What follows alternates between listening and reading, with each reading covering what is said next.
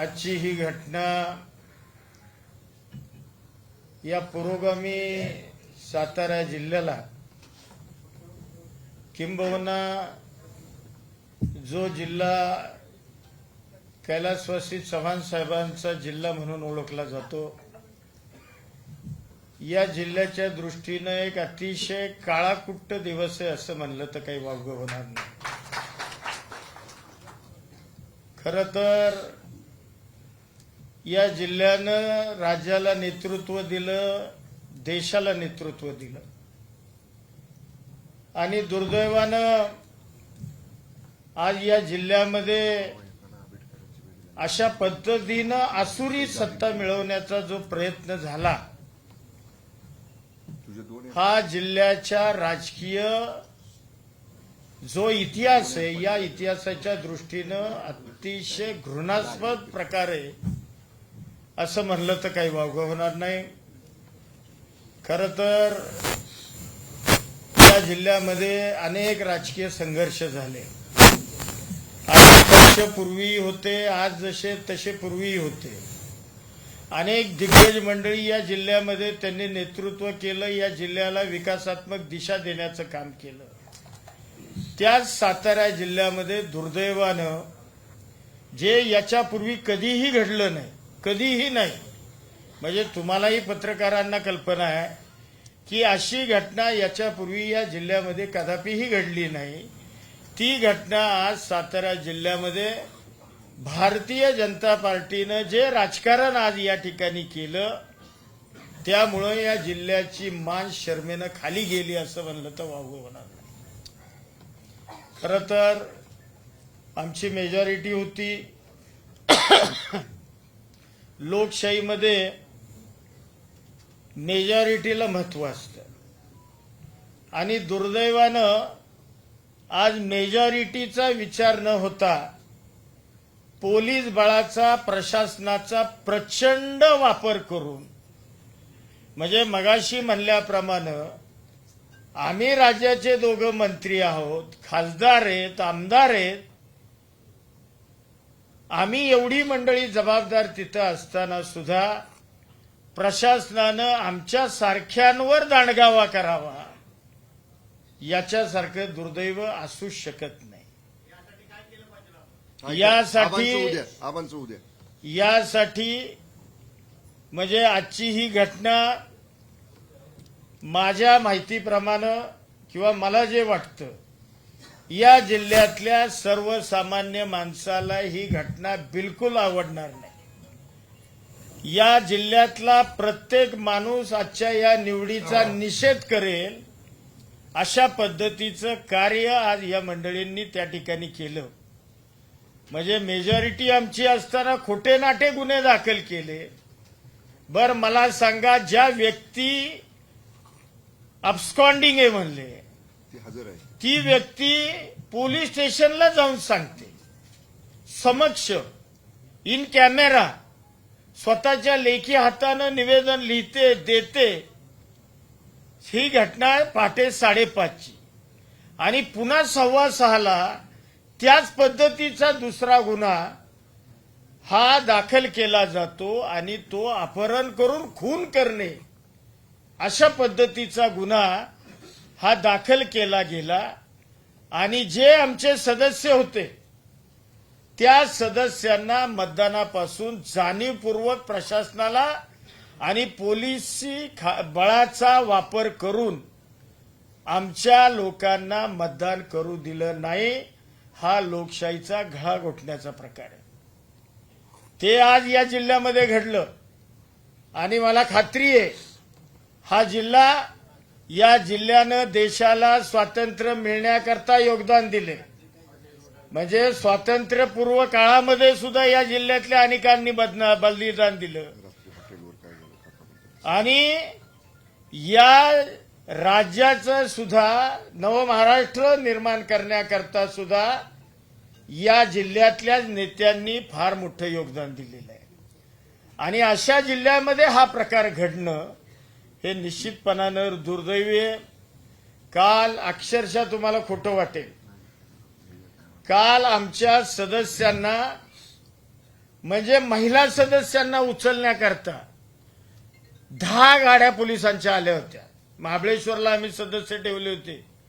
10 गाड्या, त्यात काही महिला कॉन्स्टेबल, पोलीस म्हणजे जेंट्स, अशा 10 गाड्या पोलिसांच्या आल्या आणि अक्षरशः आमच्या प्रत्येक सदस्याच्या रूम, की ते जे त्यांना सदस्य हवे होते ते सदस्य हुडकण्याकरता प्रत्येक आमच्या भगिनींच्या रूम सुद्धा पोलिसांनी चेक केल्या. म्हणजे इतका घृणास्पद प्रकार हा या मंडळींनी करण्याचं पाप या निमित्तानं केलेलं आहे. मला खात्री आहे भविष्यामध्ये या जिल्ह्यातली जनता त्यांना सजा दिल्याशिवाय राहणार नाही. आम्ही आमचा पराभव आज मानतच नाही. अरे हा तुम्ही प्रशासनाला आणि पोलिसांना हाताला धरून आमचा पराभव तुम्ही करण्याचा प्रयत्न केलाय.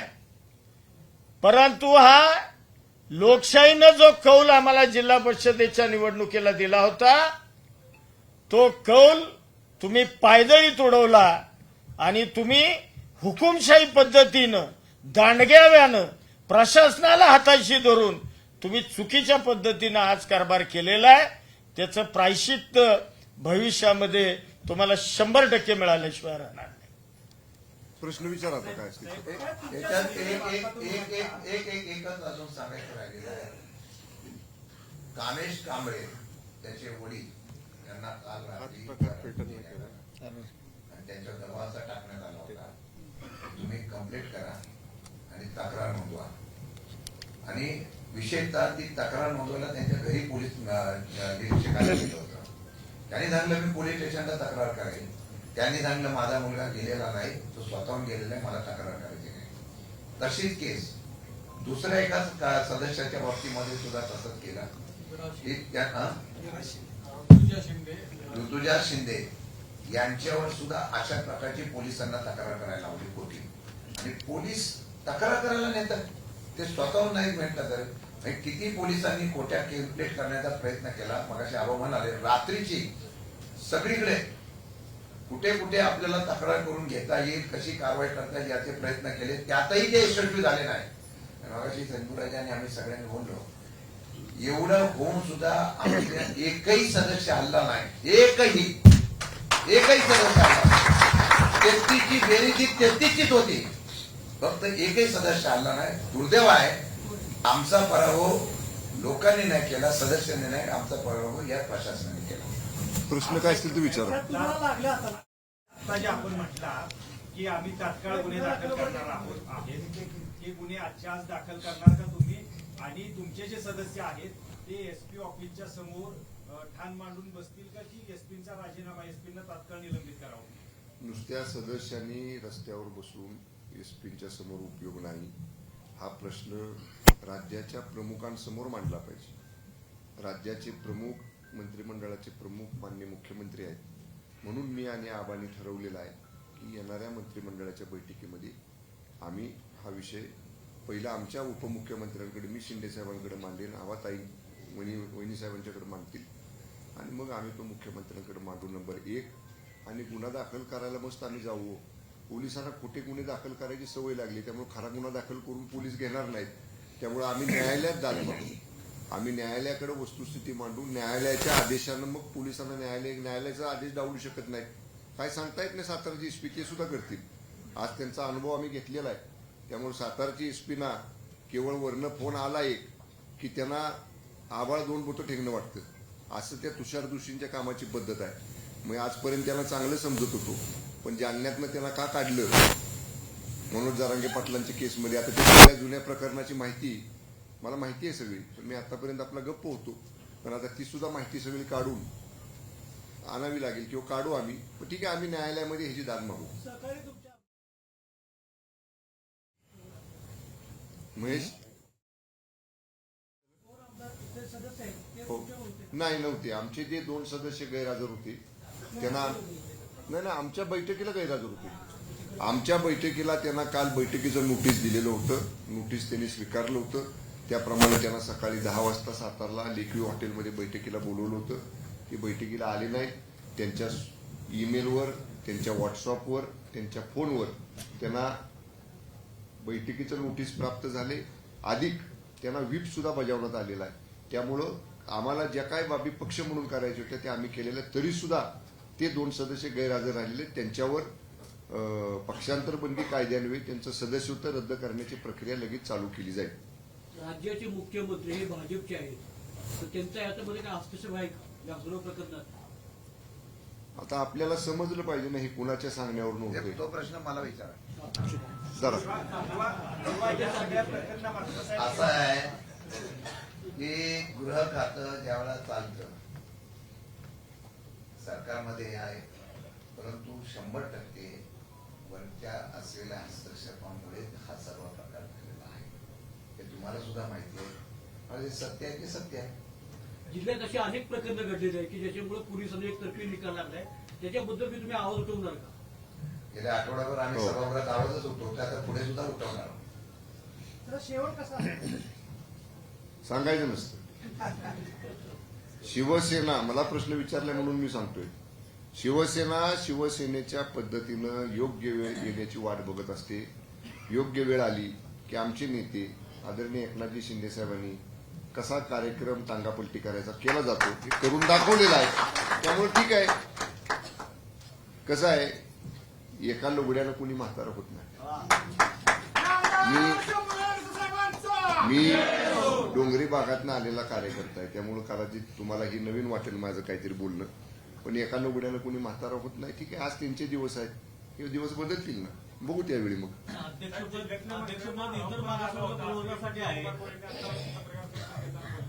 काय म्हणले? आम्ही वारंवार त्यांच्याशी बोलण्याचा प्रयत्न केला, मात्र त्यांनी आम्हाला उत्तर दिलं नाही. आम्हाला टाळलं, आम्हाला आता अंधारात ठेवण्याचा प्रयत्न केला सकाळपर्यंत, असं देखील आरोप शिवेंद्रजींनी केला. काय संबंध अंधारात ठेवायचा? आणि आमपणा म्हणाल तर किती वेळा मी नगरपालिकेच्या निवडणुकीला बोलवलं, महायुती म्हणून चर्चा करायला बोलवलं का नाही? तुम्ही आहे ना साक्षीदार पत्रकार मंडळी. किती वेळा जिल्हा परिषदेच्या वेळी बोलवलं चर्चेला या म्हणून. म्हणजे 2 वेळा मी स्वतः पालकमंत्री म्हणून पुढाकार घेतला, त्यावेळी तुमचा आमपणा नव्हता का? त्याचं उत्तर द्या बरं मला. आणि आता तुम्ही म्हणताय आमपणा कसला? आम्ही काय कृतीतनं करून दाखवले? काहीच नाही. आम्ही काय म्हणलं पहिल्यापासून, आम्ही प्रिपोल अलायन्स केलेला आहे. आम्ही दोन्ही राष्ट्रवादी एकत्र आणि शिवसेना निवडणुकीच्या आधीचा आमचा प्रिपोल अलायन्स आहे. आम्ही त्या प्रिपोल अलायन्स प्रमाणे जाणार आहोत पुढे. आमचं बहुमत आहे, ह्यात कसला आमपणा? नाही, पण त्यांनी आता निवडणूक लोकशाहीने जिंकले का? त्यांना विचारायला पाहिजे नव्हतं ना. आमपणा आणला म्हणून हुकुमशाहीने निवडणूक जिंकतो आपण. आम्ही मगाशी सांगितलं ना, ज्या बाबी सकाळपासून घडल्यात सगळ्या सिक्वेन्स वाईज आम्ही आमच्या नेत्यांच्या कानावर घालणार आहोत. आमच्या नेत्यांना एकन एक कसं घडलं, काय काय घडलं, कसं घडलं. आणि हे आत्ताच नाही, फलटण सभापती पदाच्या निवडणुकीच्या वेळी सुद्धा 8 सदस्य होते. त्यावेळी सुद्धा असाच एक खोटा गुन्हा दाखल केला. असाच खोटा दाखल गुन्हा करून 500 पोलीस उभं करून त्या सदस्याला तिथनं उचलायचं नियोजन केलं. हे म्हणजे काय नवीन नाही ना. मी म्हणतोय ना, हे सातारचे पोलीस, मी कालपर्यंत त्यांना सुसंस्कृत आणि सदरक्षण आहे, खलनिग्रहण आहे. मी त्या खात्याचा 2.5 वर्ष राज्यमंत्री होतो. मला पोलिसांची काम करण्याची पद्धत चांगली माहिती आहे. पण साताऱ्यासारखे पोलीस आज जे वागले, तुषार दुशींचे पोलीस, हे तुम्हाला महाराष्ट्राच्या पाठीवर कुठेही उदाहरण बघायला मिळणार नाही. त्यामुळं आम्ही या सगळ्या बाबी योग्य व्यासपीठावर योग्य न्यायालयीन प्रक्रियेच्या माध्यमातून आम्ही मांडू.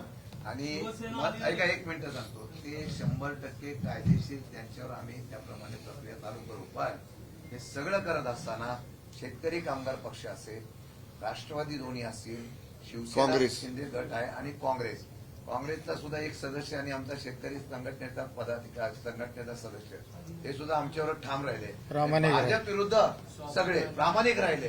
त्यांना सुद्धा फोडण्याचा प्रयत्न झाला, पण ते प्रामाणिक राहिले, जनतेबरोबर राहिले. त्यांचा सुद्धा आभार मानतो. अगदी बरोबर. शिंदे साहेब म्हटले तसं श्री नामदेव पाटील, वारुंजी गटातले सदस्य आणि आमचे हे शेळके साहेब, राजू शेठ, या सगळ्यांनी सुद्धा जी पहिल्यांदा ठरवलं होतं की आपण एकत्र प्रिपोल अलायन्स केलेला आहे, त्यांनी कसलाही त्यांच्यावरती दबाव आला, काही जरी झालं तरी या दोन्ही मित्र पक्षांचे सुद्धा आम्ही सगळ्यांच्या वतीनं आभार. त्यांचे सुद्धा मनपूर्वक आभार मानतो. बोला. ऐका, त्यांना ऑफर पण काय होती त्यांना ऑफर पण काय होती माहितीये का? एका आमच्या सदस्याला 500 कोटीची काम आणि 5 कोटी. आज त्यांना 10 कोटी आणि तुम्हाला हे पद देतो, त्यांनी सांगितलं 100 कोटी देतो तरी मी हलणार नाही. म्हणजे अशा प्रकारच्या निवडणुका प्रक्रिया सध्या चालू आहेत आणि मला वाटतं की ही हकीकरी लोकशाही आहे. साहेब, शिवसेना आणि राष्ट्रवादी जे पक्ष ज्यावेळी फुटले त्यावेळी त्यातल्या आमदारांच्या संदर्भात अपात्रतेची कारवाई केसेस सुप्रीम कोर्टामध्ये अजूनही चालू आहेत. मग जिल्हा परिषदेसंदर्भात तसा न्याय तुम्हाला मिळेल असं वाटतंय का? एक समजून घ्या. 3-3 वर्ष नाही, तुम्ही एक समजून घ्या. शिवसेना फुटली नाही.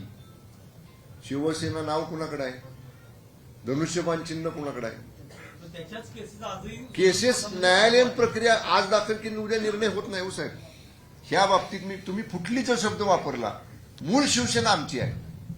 आम्हाला शिवसेना पक्षाचं नाव आणि धनुष्यबाण चिन्ह हे निवडणूक आयोगानं ज्या घटनेनं डॉक्टर बाबासाहेब आंबेडकर साहेबांनी घटना लिहिली, त्या घटनेनं ज्यांना अधिकार दिलाय त्या केंद्रीय निवडणूक आयोगानं पक्ष आणि चिन्ह आम्हाला दिलाय. अजून माननीय न्यायालयानं त्याच्यामध्ये हस्तक्षेप केलेला नाही. तारखा पडत राहतात. आमची तयारी आहे न्यायालयासोबत बाजू मांडायची. तीच परिस्थिती राष्ट्रवादी काँग्रेसची आहे. त्यांना सुद्धा पक्षाचं नाव आणि पक्षाचं चिन्ह त्यांना मिळालेलं आहे. त्यामुळे आम्ही फुटलेलो नाही. आम्ही मूळ शिवसेना आहोत. निवडणूक आयोगानं तो जो निकाल दिलाय त्याच्यावरच आक्षेप आहे. त्याच्याबद्दलच्याच केस सुप्रीम मग कोर्टामध्ये चालू दे ना. हे बघा, आजच्या याचा तो विषय नाही. हा प्रक्रिया जी हा आहे, आजचा विषय नाही. आजच्या प्रक्रियेमध्ये आणि आम्हाला एक मिनिट, आम्हाला शिवसेना आम्ही असल्यामुळं आम्हाला दुसऱ्या कोणी व्हीप बजवा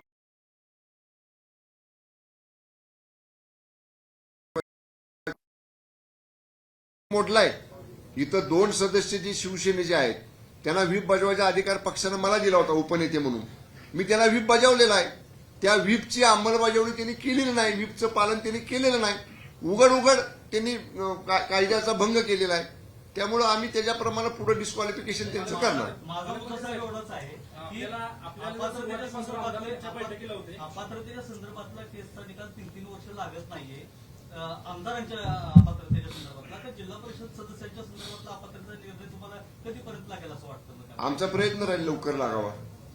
आम्ही तसा प्रयत्न करू. आम्ही स्ट्रॉंग एव्हिडन्स कोर्टापुढे मांडू, माननीय न्यायालयापुढे. येस. आमदार पहिल्यापासून बैठकीला तुमचे शिंदेचे नेते होते कोरेगावचे, आणि ऐन वेळेला आज निवडणुकी होती त्यावेळी ते गायब झाले किंवा जे काही प्रकार झाला सगळ्यांना माहिती आहे. त्यांना पक्षाकडून जाब विचारला जाणार. तो अधिकार माझा नाही. पक्षाचे मुख्य नेते आणि राज्याचे उपमुख्यमंत्री माननीय शिंदे साहेबांचा आहे. मी मगाशी सांगितलं ना आपल्याला, राईट पहिल्या वेळेपासून निकाल लागल्यापासून आतापर्यंत काय काय घडत गेलं, सिक्वेन्स कसा आहे, हा सगळा मुद्देसूद माननीय शिंदे साहेबांच्या पुढे मी मांडणार आहे. ते पक्षाचे मुख्य नेते आहेत, ते याच्यावर निर्णय घेतील. Okay, thank you. शिवसेना सदस्य आता कुठली भूमिका घेणार सभागृहात? सभागृहामध्ये आम्ही ठाम विरोधी पक्षाची भूमिका घेऊ. जिथं जिथं हे लोक चुकतील तिथं तिथं ठाम त्यांना विरोध करू आणि त्यांच्या सगळ्या मनमानी कारभाराला आमची युती जी आहे राष्ट्रवादी काँग्रेस आणि शिवसेनेची, ही अशा पद्धतीनं कुठलाही मनमानी कारभार जिल्हा परिषदमध्ये चालू देणार नाही. मान्य आबा असतील, मी असेन, संजूबाबा असतील, आम्ही सगळ्यांनी जिल्हा परिषदमध्ये काम केलेलं आहे. आबा आणि मी अधिवेशनासनं, शिंदेसाहेब आम्ही अधिवेशनासनं आलो की सगळ्या सदस्यांना एक दिवस आम्ही बोलवणार आहे, कामकाजाच्या सूचना त्यांना देणार आहे आणि निश्चितपणे आमचे सदस्य जे चुकीचं काम होईल ते रोखायचा प्रयत्न करतील आणि चांगलं काम जिल्ह्यात व्हावं, त्यांच्या मतदारसंघात व्हावं सदस्यांच्या, याच्यासाठी आमचे सदस्य निश्चितपणे भूमिका घेतील. आणि आपल्याला असं वाटत असेल की आता हे सदस्य विरोधी पक्षात आहेत, यांना जिल्हा परिषदमधून निधी मिळणार नाही, पालकमंत्री शंभूराज देसाई त्यांना निधी द्यायला खंबीर आहे. आमच्या सदस्यांना निधी कमी पडू दिला जाणार नाही.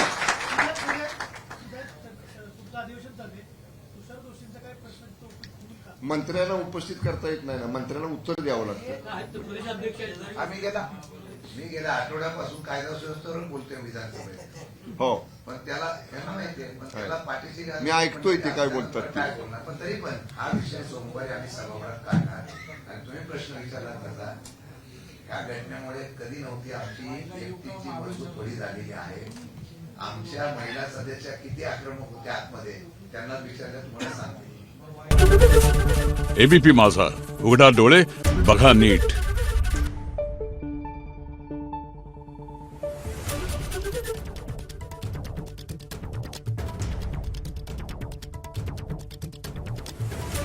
Thank you.